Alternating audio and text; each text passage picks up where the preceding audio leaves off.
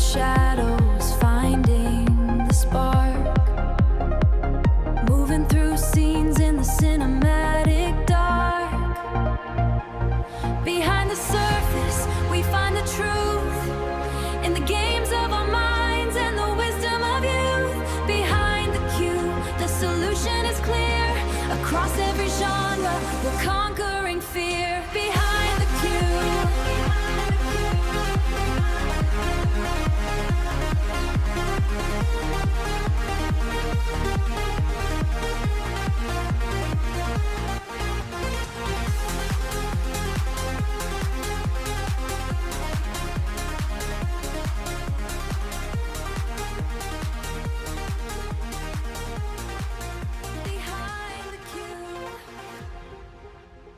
Journey begin. Let the journey begin. Hay una industria que mueve billones de dólares al año, que emplea a millones de personas en todo el mundo, que está detrás de cada vez que llamas a tu banco, de cada chat de soporte que abres, de cada problema que resuelves con una empresa sin importar el país en el que estés. La mayoría de la gente no sabe cómo se llama, o peor, cree que sabe y está completamente equivocada, incluyendo con todo el amor del mundo al 40% de las personas que trabajan en ella.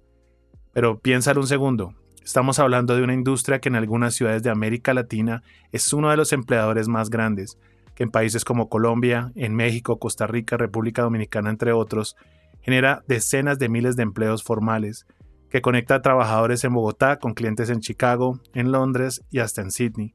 Y sin embargo, pregúntale a alguien en el bus qué es el BPO. Te va a mirar como si le preguntaras en Klingon. Eso es exactamente lo que vamos a cambiar hoy. Bienvenidos a Behind the Cue, el podcast donde hablamos de lo que nadie te cuenta sobre la industria que atiende al mundo.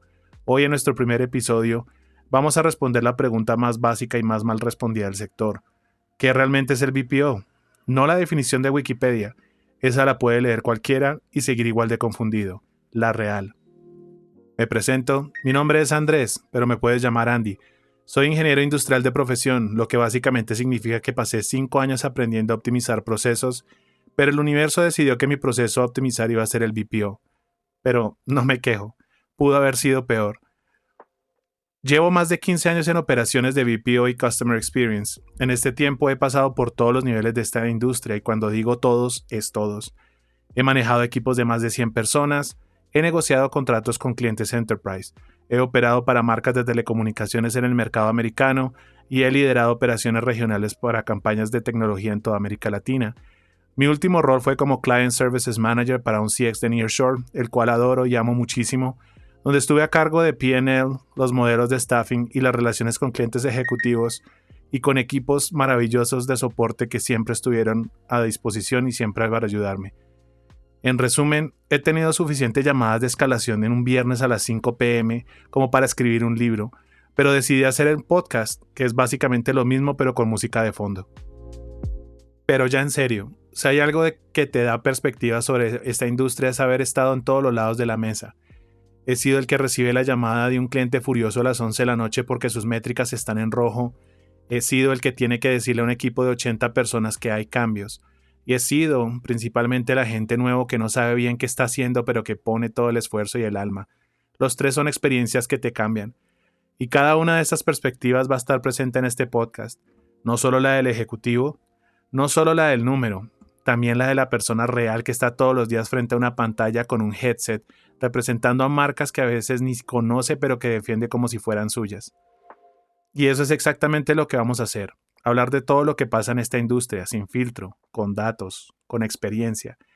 Un respeto enorme por las personas que están en el floor día a día y de vez en cuando con algo de humor, porque si llevas más de un año en BPO y no has desarrollado sentido de humor, amigo, honestamente no sé cómo lo lograste.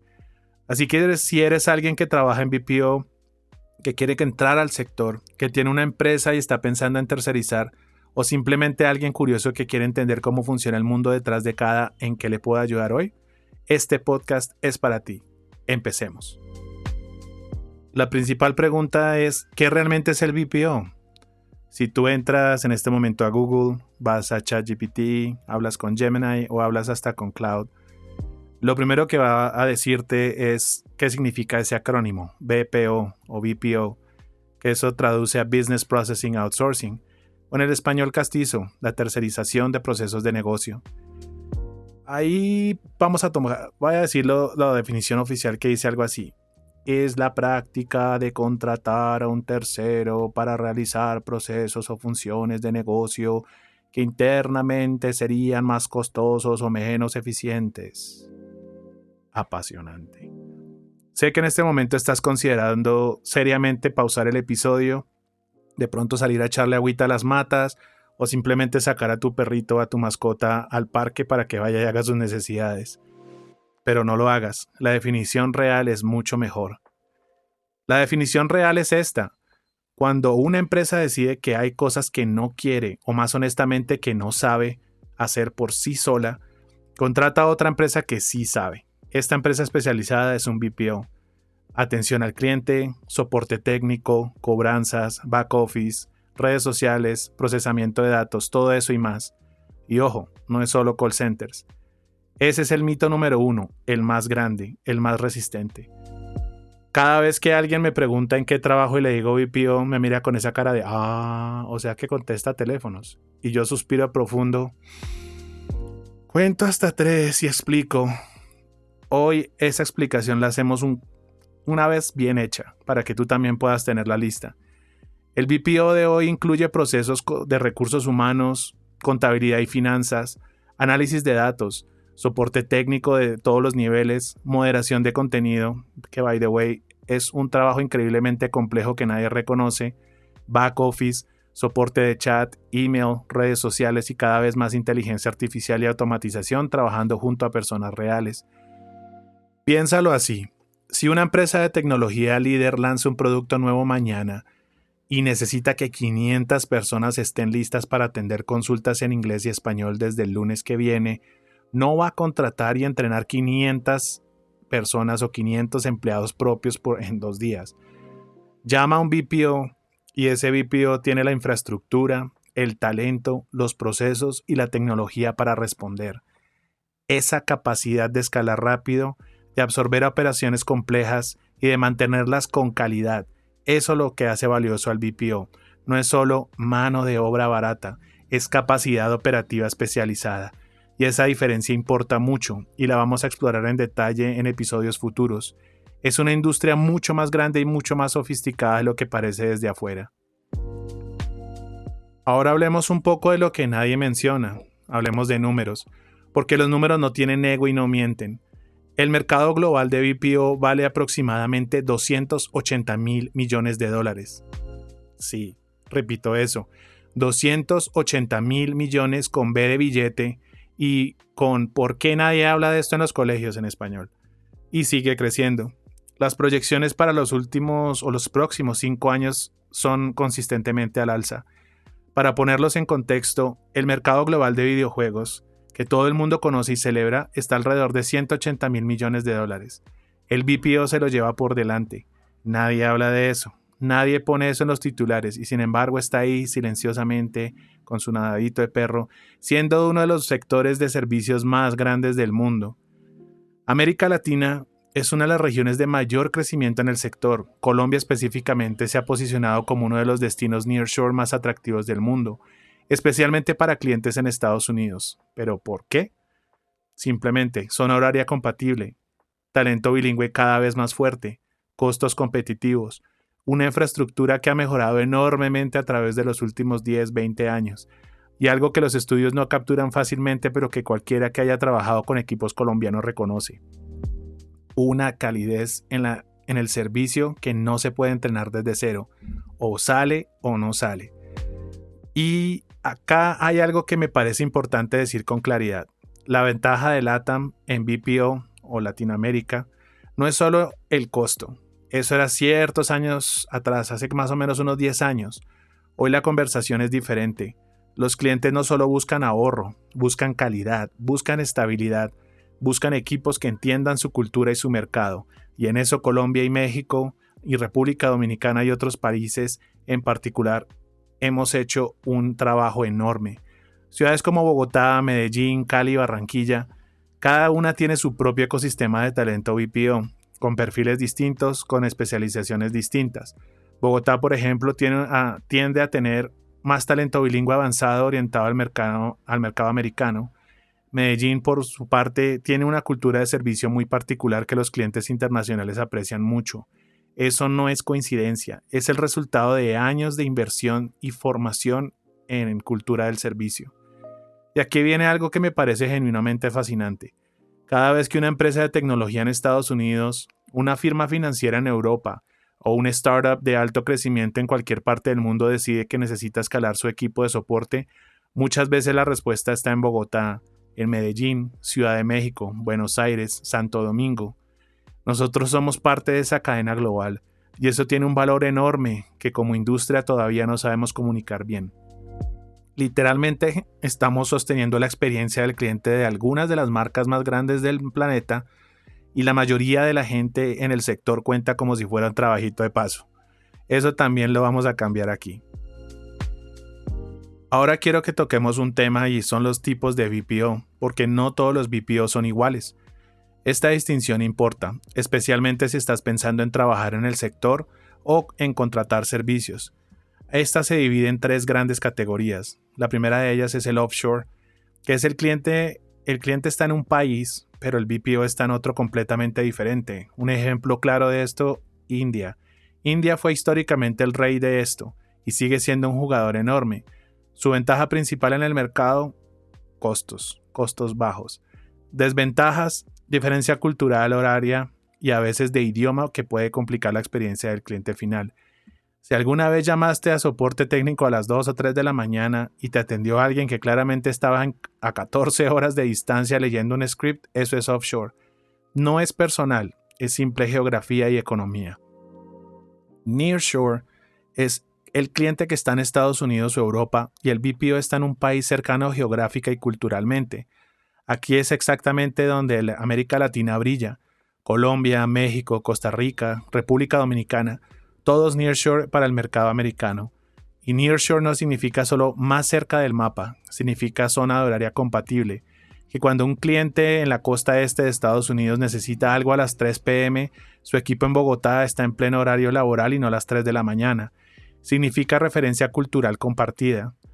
El agente en Medellín, por ejemplo, entiende las referencias culturales del mercado americano, conoce sus marcas, puede hablar con naturalidad sobre cosas que un agente en una región completamente diferente quizás nunca haya visto. Eso es la experiencia del cliente y se nota. Y los clientes valoran eso cada vez más. Onshore simplemente es el BPO que opera en el mismo país para el mismo cliente. Es un poquito más caro, pero a veces es necesario. ¿Por qué? Por las regulaciones, sensibilidad de los procesos o simplemente porque el cliente quiere que sea más próximo, más cercano. Hay procesos que por ley tienen que manejarse dentro del país. Ejemplos claros, salud, seguros, datos financieros sensibles. Dependiendo de la regulación local, llevar eso a offshore puede ser un problema legal. Onshore resuelve eso aunque el costo sea mayor. Y luego están los modelos híbridos, parte del proceso onshore, partes offshore o nearshore. Cada vez más común, cada vez más sofisticado. Pero, ¿por qué importa saber esto si estás buscando empleo? Pues simplemente porque entender dónde estás posicionado geográficamente te dice exactamente qué tipo de clientes vas a atender, qué idiomas necesitas y qué expectativas culturales van a tener de ti. No es lo mismo prepararte para atender a alguien en Texas que a alguien en Ámsterdam. Ahora vamos a hablar de los mitos del BPO, lo que es y lo que no es el BPO. 3 mitos rápidos pero necesarios. El mito número 1. El BPO es para personas sin carrera profesional. Falso, completamente falso. Esta me la han dicho con tanta convicción que a veces tengo que recordarme que yo tengo 15 años en el sector y 2 títulos universitarios y de alguna manera sigo aquí sin arrepentirme. El BPO tiene uno de los ecosistemas de carrera más interesantes que existen. Pueden entrar como agente y en 3 años estar manejando un equipo de 50 personas.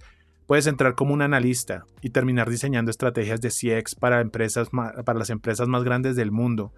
El problema no es la industria, es que nadie te lo presenta así. El mito número 2. Los BPOs tratan mal a sus empleados. Y ay. Esta es más complicada y voy a ser honesto. Hay BPOs con culturas tóxicas, alta rotación y poca inversión en su gente. Eso existe y no lo voy a romantizar. Pero también hay BPOs que son mejores empleadores que muchas empresas tradicionales, con oficinas bonitas y hasta con mesas de ping pong, con beneficios reales, desarrollo profesional genuino y culturas que cuidan a su gente. Pero ojo, la mesa de ping pong no te va a pagar el arriendo, por cierto. La diferencia no es BPO versus no BPO, es saber elegir dónde trabajas y saber cómo evaluarlo antes de firmar. Eso también lo vamos a explorar en episodios futuros. Mito número 3. El BPO va a desaparecer por la inteligencia artificial. Eso, honestamente, me lo preguntan constantemente y entiendo por qué. Los titulares de tecnología dan para el pánico. La respuesta corta es no. Y lo digo yo que he visto más de esto va a reemplazar al agente humano en mi carrera, de todo lo que puedo contar con los dedos de las manos y los pies juntos. La respuesta larga es simple, y es una respuesta que merece su propio episodio. Es que la inteligencia artificial está transformando el BPO, no eliminándolo. Está cambiando qué hacen los agentes, no si existen. Ese episodio lo vamos a hacer pronto. Este va a ser un segmento fijo de Behind the Cue. Se llama Mito o Realidad. Tomo afirmaciones que circulan sobre BPO y outsourcing y les digo directamente si son mito, realidad o las dos cosas a la vez. Obviamente sin rodeos y sin diplomacia innecesaria. Y el formato es simple. Escuchas la afirmación, te doy mi veredicto y te explico por qué. A veces la respuesta va a ser incómoda, a veces vas a contradecir lo que crees saber y eso es exactamente el punto. Hoy vamos a tocar 3 mitos para arrancar. El número 1. En el BPO no se gana bien. Ay, la favorita. Lo que dice la mamá de todo el mundo cuando su hijo o hija dice que va a trabajar en un call center. Esto es un mito parcial y el matiz importa. En niveles de entrada, llámese agentes, representantes, asociados, los salarios son competitivos para el mercado local. No te vas a hacer rico, pero tampoco es lo que algunos pintan. Ya que voy a ser muy específico porque los números importan. En Colombia, un agente bilingüe en un BPO orientado al mercado americano puede estar ganando entre 2.5 y 4 millones de pesos. Eso en un mercado donde el salario mínimo está alrededor de 1.3 millones. Yo sé que ya hubo un aumento y está más cercano de uno del otro, pero obviamente no quiero entrar en política en este momento. No es una fortuna, pero es una entrada formal, con prestaciones y estabilidad. Y eso para mucha gente en este país es exactamente lo que necesitan como punto de partida. Lo que nadie dice es lo que pasa después, cuando se convierten en supervisores, en trainers, quality analyst, workforce analyst, operations managers, client services managers, etc. La curva salarial en BPO puede sorprenderte y en roles bilingües orientados al mercado americano más aún. He conocido personas en roles de operaciones senior en BPO ganando más que profesionales con maestrías en sectores tradicionales. No es la norma, pero existe. Y existe más de lo que la narrativa popular reconoce. El problema es que la gente ve el nivel de entrada y asume que ese es el techo. No, amigo, no es el techo, eso es solo el piso. Número 2. Tercerizar es admitir que tu empresa no puede con todo. Mito y punto. Con todo el respeto del mundo, esa lógica es para decir que es como decir que ir al médico es admitir que tu cuerpo falló. A veces simplemente hay especialistas mejores que tú en ciertas cosas. Eso no es debilidad, es sentido común. Las empresas más grandes del planeta tercerizan, no porque no puedan, sino porque saben exactamente dónde está su ventaja competitiva y prefieren que expertos manejen el resto. Hay un proceso, o mejor dicho, hay un concepto en estrategia empresarial que se llama Core Competency, la competencia central de la empresa, lo que la hace única, lo que nadie más puede replicar fácilmente. Para una empresa de e-commerce, por ejemplo, líder, el core es su logística y su tecnología.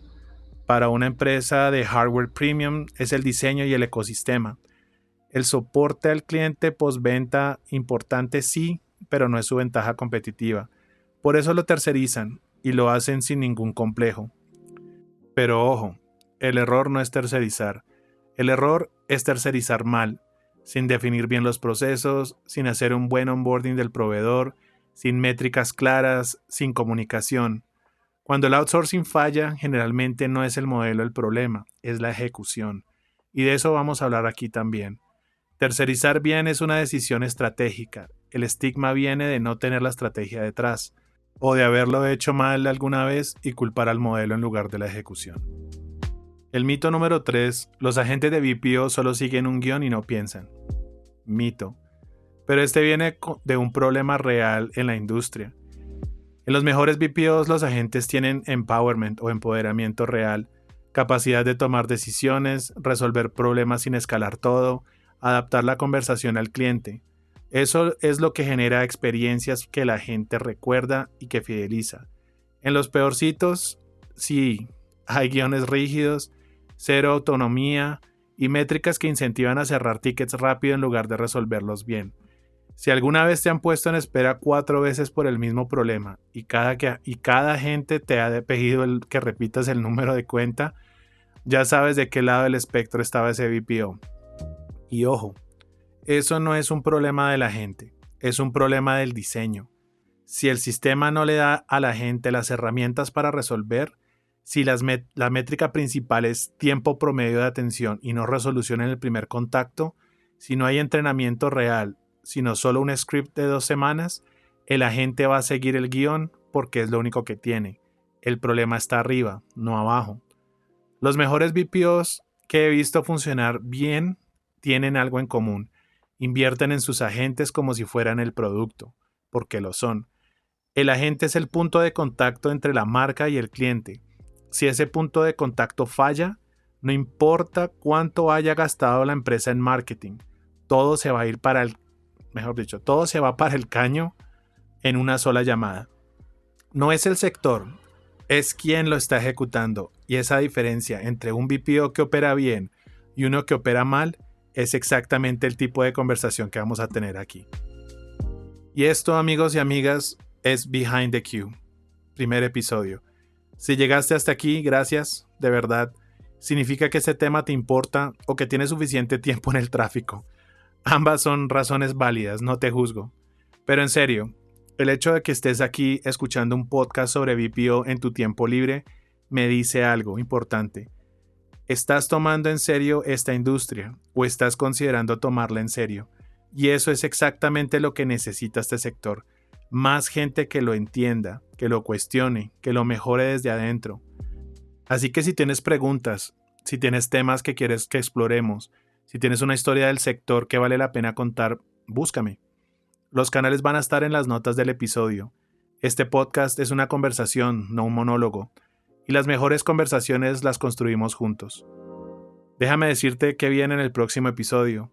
Vamos a hablar del call center, el corazón histórico del BPO, el más visible, el más malentendido, el más subestimado.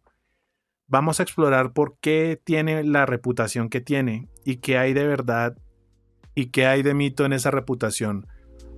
Y voy a defender algo que sé que va a generar debate. El call center es una de las escuelas de negocios más brutalmente efectivas que existen. Y hay gente que pasó por ahí y lo lleva con vergüenza, cuando debería llevarlo como una medalla.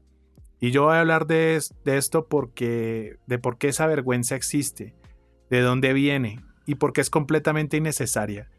Ese episodio me lo llevo al corazón, porque yo también empecé desde abajo en esta industria y no me arrepiento ni un segundo. Si este episodio te gustó, compártelo. Con alguien que trabaje en BPO, con alguien que esté pensando en entrar, con alguien que acaba de tercerizar y no sabe bien qué hizo, o con la mamá que todavía cree que el BPO no es una carrera real, especialmente con esa última persona. Me encuentras en LinkedIn como Andrés Bermúdez Rodríguez, busca Behind the Queue y ahí estamos. Esto fue Behind the Queue, yo soy Andrés Bermúdez y nos vemos al otro lado del queue, cualquier día que ese sea. The signal fades into the deep. Secrets that the circuit keeps. Find the resonance in the frequency as we leave the strategy. Orbit the narrative we spun before the analysis is done. Behind the queue, the light is clear. Finding the wisdom, shedding the fear. Across every genre, we resolve the day. Behind the queue, we find our way. Behind the queue, behind the queue,